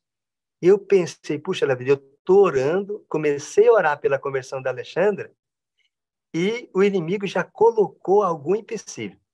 Esse negócio de sala 57 deve ser algum movimento separatista, algum povo aí, né, de dissidentes da igreja adventista, né? E já deve estar colocando minhoca na cabeça da menina. Eu vou ter que assistir essa sala, ver certinho como que é esse negócio para defender e tirá-la desse engodo. Então, assim, o senhor entrou na sala achando que era um movimento dissidente, pastor. Falou, eu vou lá tirar a Alexandra desse negócio, estou tentando ganhar a minha bichinha para Jesus, vem gente atrapalhar. Olha, a Alexandra está aqui, vamos conhecer ela, pastor? Vamos conhecê-la? Alexandra, bom dia. Tudo bem? Abre o seu áudio aí, filha. É só abrir o áudio, já autorizei. Bom dia. Bom dia, pastor. Que emoção que eu pude estar aqui. Tá vendo, Alexandra? Que beleza, hein? Estou com um pouquinho de vergonha, né? Vergonha porque eu estou bem relapso na sala. E aí o pastor, meu tio, me dá esse testemunho aí, relembra, né? Foi muito forte para mim agora. Pois é. Você faz parte daqueles, Alexandre, gostaria que você tomasse de novo o ritmo, que já entraram, experimentaram, foram abençoados para a sala e depois passa por um processo e vai ficando um pouquinho mais distante. Mas que esse testemunho restaure sua experiência, porque foi a sua história que trouxe o pastor José Alves e Janete para cá e são hoje colaboradores desse movimento de forma poderosa. Obrigado pelo seu testemunho para eles, viu? Pastor, eu tive o privilégio de batizar o ano passado, no final do ano, no Rio Cochipó, lá em Cuiabá, com a camiseta da sala. Eu batizei a Alexandre. Olha aí, tá vendo, Alexandre? E a mãe dela, essa aí que está ao lado é a Celina, a tia dela. A mãe dela está internada. Que legal. Eu batizei as duas no ano passado. Que bom que você batizou juntamente com a sua mãe. Batizou com a camiseta da sala. Mais uma pessoa que a sala ajudou, influenciou a entregar a vida a Cristo. Obrigado, viu, pelo seu testemunho. Eu preciso tirar um pouco a preguiça e acordar às 3 da manhã, como eu acordava quando eu cheguei em Cuiabá, porque aqui é 4, né? E Jesus, até pela sala mesmo, ele já tinha me colocado lá em Goiás de acordar 1 hora antes da sala. Eu fui diminuindo o horário para eu orar antes da sala. E depois da sala eu não conseguia orar, já era tarde. E aí, em Cuiabá, eu falei, Senhor, lá eu vou ter que acordar às 3 da manhã. Mas Jesus me ajudou. Só que aí, por uma desculpa de internet, um monte de coisa assim, que eu acabei. E aí a preguiça espiritual não me trouxe mais para essas madrugadas, assim, para... Depois eu até voltei a acordar de madrugada, mas eu acabei não ligando a sala, acabei fazendo outras... Enfim, fugi, né? Mas eu sei que Deus está me trazendo. E eu batizei, realmente, eu realizei. Eu me lembro bem, né? É importante lembrar isso, que o senhor, pastor Wagner... se preocupava muito, muito. Quando ele via eu lá em Goiás, eu falava, eu vou esperar meu tio, ele vai lá em Goiás. Alexandra, não espera muito. Ele se preocupou todo o tempo com isso, enquanto a gente teve contato, né? Eu sempre falando. E depois o meu tio começou a se preocupar, né? Falou assim, filha, você não acha assim que de repente os problemas de saúde dele estavam impedindo ele de ir, né? E eu via que ele estava, ai, Senhor, mas eu queria que fosse meu tio, né? E Deus é tão bom, porque ele realizou. E eu sei, pastor, eu tenho isso na minha alma, que o meu tio ele foi poderosamente usado, assim como não sei se a palavra seria pretexto, mas a mamãe ela com certeza, porque assim ela tem um amor muito grande pelo meu tio, assim como tem pela minha tia, pelo meu tio, né? Ela admira muito ele, demais, demais. Então eu sei assim que de certa forma esse carinho forte dela, essa admiração, também foi um impulso, né? Não foi só isso. Ela disse, né, que não foi só isso, mas assim eu tenho certeza que o fato dele vir, minha tia Nete vir, tudo isso, assim, sabe, trouxe todo um contexto e ela, na mesma, assim, na semana do batismo, ela estava tocada, mas ela resistia. Na semana do batismo, ela fala que num domingo de manhã, eu voltando de uma vigília do MASC, né, do Momentos a Sós com Cristo, que eu já falei muito na sala também para o senhor, ela fala assim, aquele dia você chegou de manhã e aí eu falei alguma coisa lá e você falou, mamãe, eu queria batizar com a senhora, alguma coisa assim eu falei com muito amor para ela. E ali ela se derreteu e não resistiu, né? E eu sei que foi o Espírito Santo que me trouxe muito, muito preenchida dessa vigília, que vai somando, né? Eu falo que foram presentes espirituais que eu tive em Goiás. Eu tive a Sala 57, eu tive o MASC, e Deus usou tudo isso, sabe? Tudo isso poderosamente, assim, de pouco em pouco, para até a última semana minha mãe não resistir. E a família orava demais por ela, né? Nós pensávamos, eu penso assim, que eu tenho um sentimento que o maior milagre do batismo daquele dia foi o da minha mãe, porque ela era uma pessoa que tinha dificuldade, né, resistindo uma vida para voltar.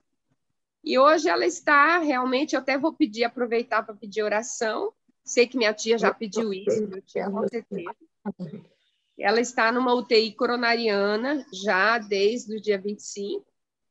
Mas Deus está agindo bem assim, em conta-gotas, mas é o processo que Ele quer, né? Ele tem falado isso comigo na palavra, que é uma reconstrução, como Jeremias 33 mostrou para mim, né?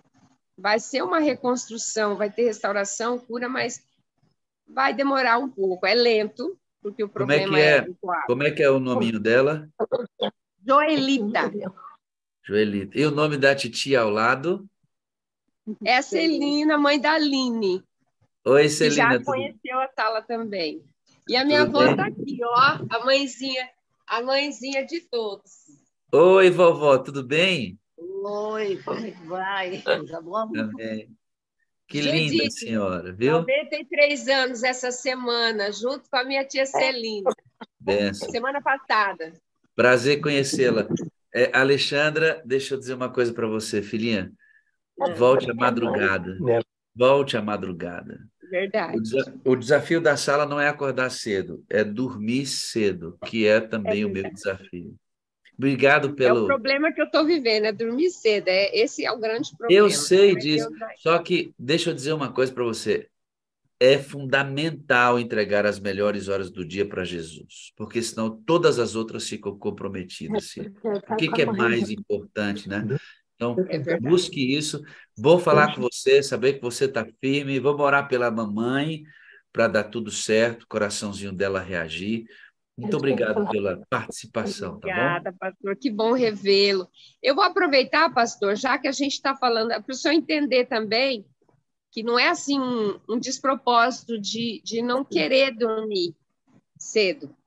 Eu peço oração por isso, porque eu, às vezes, de madrugada, estou acordada ali de joelhos, chorando a Deus e clamando, né? Não na sala, mas estou, às vezes, porque eu não durmo por conta de barulho muito forte, que a gente está cercado por distribuidoras de bebida que resolveram fazer boates a céu aberto lá. Entendeu? Então, minha tia foi para lá com meu tio me batizar, sofreram, não dormiram, né? Ainda doente, que ele ficou doente, o inimigo querendo impedir ele de me batizar, trouxe doença, uma história muito forte também. Mas o Senhor levou, e ele conseguiu concluir com febre no Rio o batismo. Mas é o barulho. Nós estamos, assim, parede e meia com uma distribuidora, em frente, barulho de lava-jato, na esquina, 4 casas depois, distribuidora. Então, é uma coisa, assim, horrenda. E por mais que eu lute para dormir, às vezes eu vou dormir 1 da manhã, 2 vezes eu amanheço acordada. Então, assim, realmente, é uma coisa que a gente tem pedido oração, porque eu falo, Senhor, eu não quero pedir para o Senhor tirar essa pessoa daqui, porque ele vai para outro lugar, perturbar alguém, o que eu não quero para mim, eu não quero para ninguém. Eu sei que ele saiu de um outro lugar e veio para cá. Então, eu peço para Deus restaurar, eu já dei até o grande conflito para ele, para a mulher dele. Eu vou lá, distribuo o grande conflito na distribuidora, às vezes de madrugada, ou quando eu chego da igreja domingo. Assim, para ver, sabe, que Deus, né, vai... E Deus, inclusive, uma vez eu distribuí, eu indo para a Vigília do Máscara, 1h pouco da manhã, eu não conseguia dormir mais. Meia-noite eu levantei, peguei uns grandes conflitos e distribuí para umas pessoas lá, e lá tinha um jovem sozinho numa mesa de 25 anos.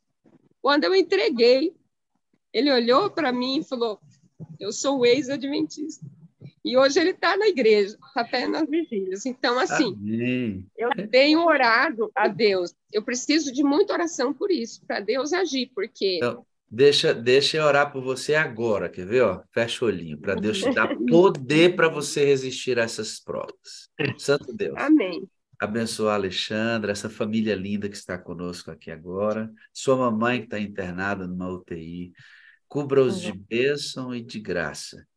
Obrigado pela visão espiritual de entregar os livros naquela região. Já tem gente que voltou para a igreja fruto desse trabalho.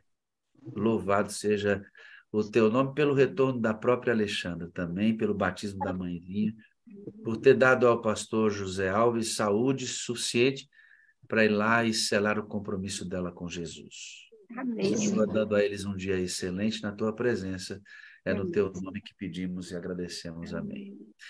Obrigado, Alexandra. Obrigada, Prazer grande falar com você, viu? Grande O abraço. prazer é meu. Te amo Tchauzinho. muito. Eu amo você também, O querida. senhor, ó, vou ver. Ai, será que eu lembro? Você é a Eu parte te amo. de Deus. Eu preciso de você para ser Eu feliz. preciso de você ver. Você é a parte Você para visível ser. de Deus. Bom, achei um lindo o pastor Jairo falar, né? Para ser mais feliz, né? E Porque eu com creio Jesus mais em nós Deus somos. porque você existe. Amém. Nós todos. Essa é a Alexandra, queridos. Que maravilha, né? Como a história é importante. Pastor José, o senhor conhece a verdade sobre a mortalidade da alma e o senhor vai entrar na sala para proteger a Alexandra e ver, o senhor encontra amigos aqui e vê que a sala não é um movimento dissidente, obviamente, é um movimento adventista legítimo e o senhor fica aqui. Eu queria que o senhor falasse sobre um ponto para mim que foi crucial no que o senhor disse, para a gente ir para a parte final desse gostoso testemunho que nós estamos tendo aqui, importante, poderoso testemunho. Eu queria que o senhor falasse para mim sobre quando o senhor disse assim, ó, pastor, eu entrei na sala e fui ver, eu sempre preguei sobre o Espírito Santo. Para mim é muito relevante, pastor. Isso aqui para mim é muito relevante. Eu sempre preguei sobre o Espírito Santo. Mas eu fui avaliar meus textos, meus sermões, o senhor diz, eram sempre sermões muito técnicos, em que eu provava que o Espírito Santo era Deus, que ele era uma pessoa, que não era uma energia, mas eu não conhecia o Espírito Santo como um amigo. Aquela questão de Cristo, a comunhão com ele, o Espírito Santo era o Consolador. Como foi, pastor? Assim como o senhor conheceu a verdade sobre a morte, aquilo mudou a sua perspectiva, entrar aqui na sala e se deparar com esta necessidade da intimidade com o Espírito, como é que mexeu com um homem de um ministério de mais de 38 anos? Como foi isso? Então, pastor, eu me colocava como defensor do Espírito Santo. Pastor José Alves, aquele que tem que defender o Espírito Santo. As pessoas dizem que ele é energia, a sopro de Deus, é uma energia de Deus. O Espírito Santo é o mesmo Jesus. Então, eu tenho que provar na Bíblia, que eu fiz. Então, eu estava revendo meus sermões, todos nessa linha, pastor. Tentando, o Espírito Santo é uma pessoa, porque ele chora, porque ele fala, ele ensina, característica de uma personalidade. Então, meus sermões eram nessa linha, né? Mas um negócio distante, né? O mais próximo que chegava, né, é o Consolador. O Espírito Santo é o Consolador. E aí, na sala, de repente, pastor, eu vejo algumas afirmações ali que me deixaram maravilhado, né? Pessoa sempre, Espírito Santo, eu te amo, Espírito Santo, né? Um gurizinho gritando, né? Isso veio depois, né? A gente viu, né? Bom dia, Espírito Santo! Né? Uma criancinha ali. E eu fui vendo, puxa, mas esse movimento é diferente. E eu comecei, então, a olhar o Espírito Santo agora como um ser pessoal. Aquela paixão que a gente tinha por Cristo, né? Por Jesus. Nós temos que ter pelo Espírito Santo. Nós estamos vivendo na dispensação do Espírito. Né? Então, veio Deus, enviou Jesus, Jesus veio, ficou entre nós, morreu, subiu ao céu. Quando ele subiu ao céu, começou a dispensação do Espírito Santo. E ele, então, é uma pessoa que nós temos que ter intimidade. Teve um pastor, que foi meu colega, inclusive, que ele falava um pouquinho sobre essa intimidade com o Espírito Santo, mas muito vago, né? Então, na sala 57, foi onde, incrível, pastor, depois de 38 anos de ministério, eu aprendi a ser amigo do Espírito Santo. porque eu não era amigo do Espírito Santo. Eu era advogado do Espírito Santo. Isso faz muita diferença, né, pastor? Porque eu Como faz? advogo, o que a gente fazia antes? Nós advogávamos e defendíamos alguém com quem não tínhamos intimidade. Exato. Ou seja, advogávamos, defendíamos um estranho. Uhum.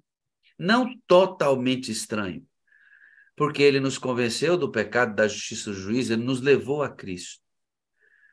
Mas a diferença entre as virgens prudentes e as imprudentes, pastor, e aí só Jesus pode fazer a leitura do coração humano, é que as prudentes continuaram sendo batizadas pelo Espírito Santo todo dia, e as imprudentes creram que a grande chuva viriam depois e retardaram sua intimidade, achando que era só num dado momento, lá no futuro, que elas deveriam retomar essa intimidade. Se perderam por causa disso. Não entraram na festa por causa disso. Eu não havia falado sobre intimidade. Aí o senhor diz assim, essa nova dimensão foi extraordinária. O senhor gostaria de falar para a gente um pouquinho sobre como é essa nova dimensão, como isso se processou dentro do senhor como pastor adventista do sétimo dia? Pastor, agora, a gente, por exemplo, via na Bíblia, o Espírito Santo, né, separou Paulo e Barnabé, né? O Espírito Santo separou, mas não entrava no âmbito da questão. O que é separou? Então, eu comecei a ver realmente a intimidade dos apóstolos com o Espírito Santo. Paulo disse o seguinte, eu vou a tal lugar, o Espírito Santo, não, você não vai, você vai para cá. Era uma vida dirigida pelo Espírito Santo. E eu, embora talvez tardiamente, eu disse, pai, me ajuda a ter uma vida realmente dirigida pelo Espírito Santo, porque a gente ainda continua sendo pastor, né? E olha, pastor, tem mudado assim o próprio relacionamento com as pessoas que sofrem, né? Eu trabalhei na divisa com o Paraguai, da divisa com a Bolívia, né? E havia muitos exploradores. Trabalhei ali em Corumbá, havia muitas pessoas que mexiam com drogas, e havia muitos exploradores. E até certo ponto me fez muito frio com as necessidades, né, das pessoas. Não, isso aqui é para droga. Não vou ajudar porque isso aqui, né? E atrás dessa desculpa, muitas vezes a gente se omitia de atender aquilo que o Espírito Santo estava colocando. E depois da sala 57, pastor, eu falei assim, olha, eu não vou mais fazer ouvidos mocos às impressões do Espírito Santo. E como muda, viu, pastor? Como muda. Eu sinto até vergonha, pastor. Pessoas vinham assim me pedir, mas dá uma ajudazinha, né? Eu pegava na minha carteira, tentava achar, pastor, a menor nota. R$1, R$2 aqui, uma moedinha, né? Para dar para aquela pessoa. Depois que eu comecei a ter essa intimidade com o Espírito Santo, a conversar, falar com ele assim, né? Eu nunca orei assim, pastor. Eu nunca tinha orado assim. O Espírito Santo, assim, conversando, né? Espírito Santo, olha, eu estou tão feliz, Espírito Santo. Não, eu falava, né? Mencionava no modo geral, né? Então, depois que eu tive, assim, houve essa mudança, né? Então, as pessoas vêm. Esses dias um senhor lá pedindo o escrito, né? Estou passando fome, ter minha família, né? Aí vê aquela coisa, vê se eu acho R$2. Aí o Espírito Santo falou, não, R$2 não vai ajudar em nada. Aí eu fui lá, falei com ele o que estava precisando, né? E vamos lá comprar uma comida, né? E aí tinha R$50, não. É o que eu tinha que dar, esses R$50. Quando que eu daria R$50 no passado? Mas jamais, professor, jamais. R$50 eu daria para um... Não, vai comprar drogas e vai... né? Sempre tinha essa desculpa. E o Espírito Santo, né? Eu quero fazer... Não tardiamente, porque a gente ainda tem, né, ainda pretende ainda ficar nessa terra aí viva, muito tempo ainda, testemunhando de Jesus. E eu creio, oro, peço, o senhor vai ver Jesus voltar em vida, meu amigo. Amém! Amém. Ele está aí às portas, meu pastor, em nome de Jesus. Pastor, dentro o que compreender o Espírito Santo como um amigo pessoal mudou dentro do pastor José Alves? Do pastor que era técnico para o pastor que passou a ter uma experiência pessoal. Dentro, mudou o quê, meu pastor? Pastor, toda a diferença. Para começar, pastor, a felicidade. Sabe, a gente, de repente, você encontra motivo em tudo para ser feliz, sabe? Outra coisa que tem feito assim, uma tremenda... Eu sou uma pessoa, sempre fui, muito ansioso. Sabe aquele que você ora a Deus? Eu tenho aquela história do menininho, ele diz, mãe, o filho do vizinho está fazendo arapuca ali, está matando as pombinhas, mas eu não queria que matasse as pombinhas, né? Eu vou lá brigar com ele. Não, filho, não pode brigar. Fala o seguinte, ore a Jesus, peça para ele mudar o coração do menino, para ele não matar mais as pombinhas, né? E a menina vivia sempre triste, porque as pombinhas estavam morrendo. Um dia a menina estava feliz da vida, né? E a mãe diz, filha, resolveu o problema? Sim, mamãe. O menino não está mais matando as pombinhas. Minha filha, que bem que você orou a Jesus, né? E agora você está confiando em Jesus, né? Diz, sim, mamãe, eu orei a Jesus e fui lá e quebrei todinhas as arapucas. Agora ele não vai mais matar. Pastor, eu orava, mas eu tinha que fazer o trabalho, eu tinha que ir lá quebrar as arapucas. Então, eu me tornava muito ansioso. Eu orava, mas não descansava na provisão diária de Deus, que é o Espírito Santo. José, tenho que fazer. E aquilo me deixava muito ansioso, muito preocupado, né? Então, havia aquele poço de preocupação, de ansiedade, com aquilo que tem que ser feito, e parece que eu não consigo fazer, e agora como que vai ser, né? Quem dera eu tivesse experimentado essa dimensão um pouco antes, porque eu acho que o ministério, para mim, seria um pouquinho menos pesado, porque eu peguei carga, pastor, que não precisava, sabe? Carga que eu poderia lançar, lançando sobre ele toda a vossa ansiedade, porque ele tem cuidado de vós. Eu tinha essa dificuldade, por quê? Eu não tinha intimidade com o Espírito Santo, então confiava desconfiando. É aquele negócio, você confia, mas não confia. Confia, mas, né? É aquele na história da menininha, orar e deixar que Deus vai resolver. Não, eu vou orar, mas lógico, existe a parte humana, né? Não estou dizendo que você tem que cruzar o braço e deixar Deus vai fazer tudo para eu não fazer nada. Mas é no sentido de aquilo que era impossível fazer. Eu ficava me atormentando com aquilo que humanamente eu não podia fazer. E por que não descansar no Espírito Santo? Então, hoje, algumas coisas, pastor, que tem acontecido na minha vida, que eu fico avaliando. Poxa, o José de outrora estaria perdendo os últimos fios de cabelos. E agora está até nascendo alguns. Já está até nascendo alguns. O senhor me disse aqui que agora são novos sermões, novas abordagens, até a maneira como o senhor prega hoje sofreu alterações, né, meu pastor? Sim, com certeza.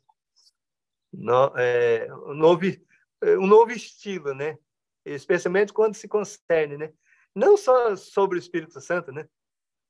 Mas ao abordar sobre pessoas. Sabe, o pastor enfrenta um problema que talvez os colegas também enfrentaram, e os pastores da Ativa enfrentam, é a questão, pastor, de ter o pastor profissional, né? Pastorado, para mim, é uma profissão, né? Então, eu tenho que fazer isso, tenho que fazer aquilo, né? De repente, até o estudo da Bíblia, pastor, eu estudava como um profissional, né? Eu estou estudando para me preparar um sermão. Lógico, o sermão também era para mim, mas eu estava pensando naquilo. E agora, que gostoso, pastor. Orar a Deus, falei, bom, Jesus, Espírito Santo, hoje é o Espírito Santo. Espírito Santo, eu vou agora ler essa parte da Bíblia. Eu sou um pastor, fiz teologia, mas há alguns aspectos que a teologia não atinge, Pai. Por favor, Espírito Santo, esteja comigo aqui agora, me alimentando dessa palavra. É uma coisa diferente que eu não fazia antes, né, de contato com a sala. O senhor sabe que o livro Passos para o Reavivamento Pessoal, pastor Helmut, ele descreve uma uma situação, pastor, muito parecida com a do senhor. Ele também só vai encontrar uma relação íntima e pessoal com o Espírito Santo depois. Ele passa todo o ministério sem essa intimidade. E ele descreve isso no livro também, do pastor Helmut. Meu amigo, irmã Janete, vocês formam um casal lindinho demais da conta.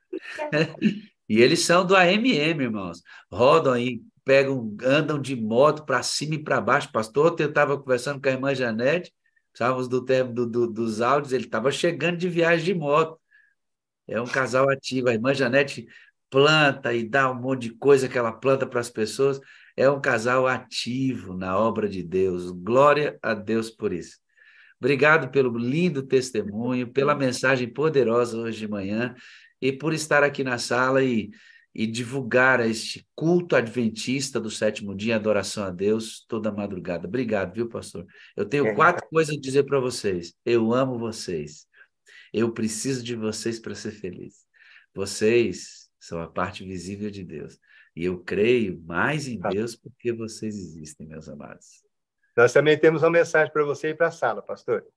Nós amamos você. Precisamos de você e de toda a sala para sermos felizes. Você é a parte visível de Deus em nossa vida.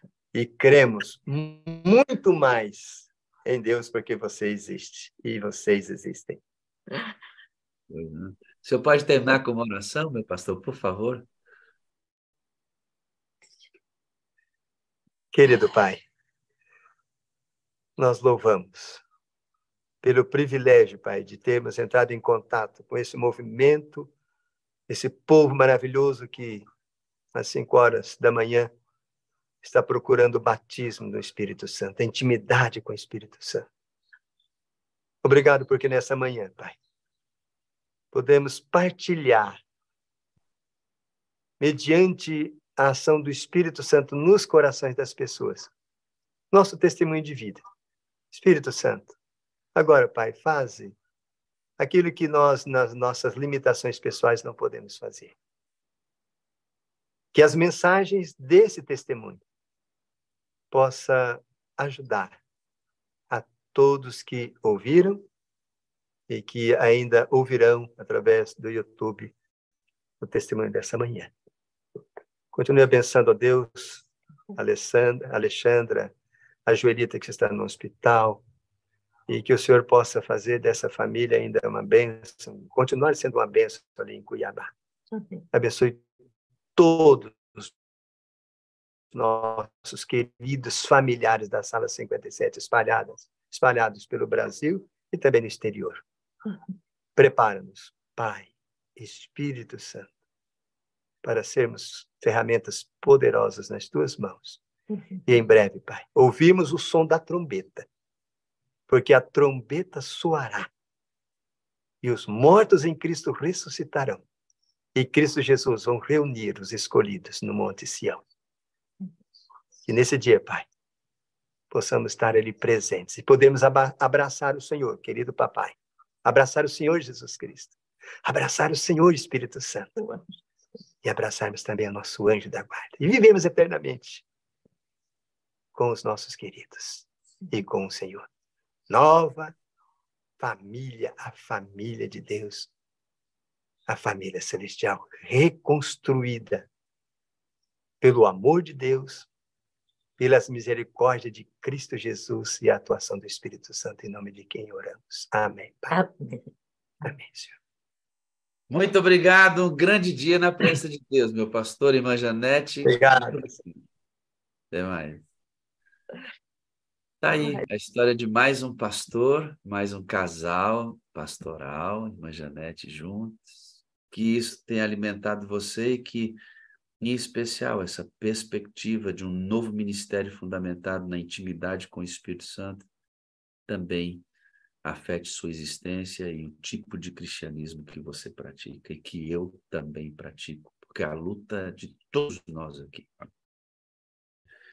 A Alexandra foi batizada por influência de um conjunto de informações em que a sala está presente nessa informação e nós glorificamos a Deus por mais uma pessoa que sofreu diretamente a influência da sala para se entregar junto, ver a mamãe que está precisando das nossas orações.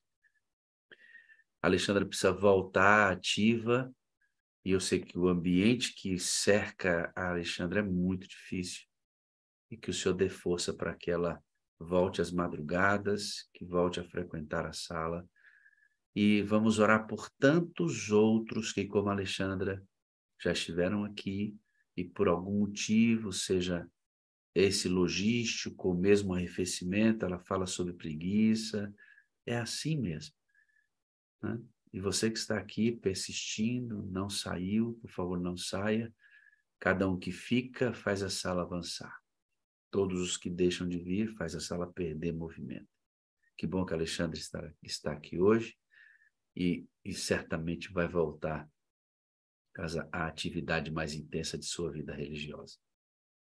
Para você que esteve até aqui conosco, muito obrigado pela sua presença. Voltamos na quarta-feira com mais uma mensagem poderosa, mais busca pela unção, até que Jesus venha, porque ele disse, vão para o cenáculo. E fiquem lá, orem, clamem pela promessa, até que do alto vocês recebam poder. Nós estamos obedecendo a ordem, e o poder virá. Glória a Deus por isso, né? Para você, um grande dia na presença de Deus, e parece que eu ouvi alguém falando bom dia com alegria. Bom dia com alegria para todos. Bom dia, movimento.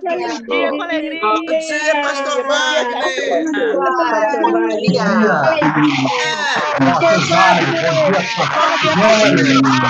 Bom dia, Jorge. pastor Wagner. Bom dia.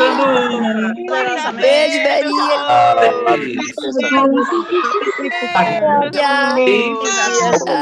Com alegria. Hora de dizer E tchau. Alexandra. Bom dia. Pastor. Bom dia, meu E a intercessora dentro. Bom dia.